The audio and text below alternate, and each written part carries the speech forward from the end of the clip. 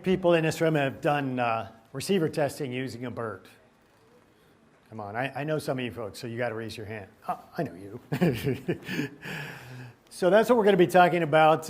Russ mentioned that you can also use an AWG as a signal source, although it doesn't have the other half of a BERT, so we'll talk about the differences. Here's what we're going to cover.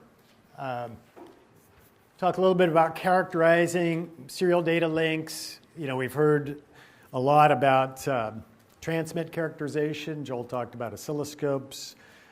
Mike talked about PLTS.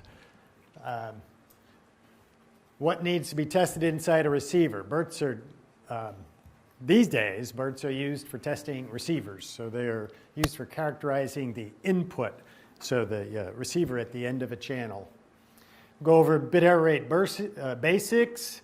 I'll introduce the actual BERT instrumentation. We'll talk about impairments, because you don't just put out a perfect signal to test your receiver. You want it to get the worst case signal that it's going to see in real life to make sure it's going to interoperate with the worst case transmitter. So we'll talk about how we impair the signal to do receiver test. And then we'll talk about, kind of the sequence of events that you would set up to do measurements with a BERT.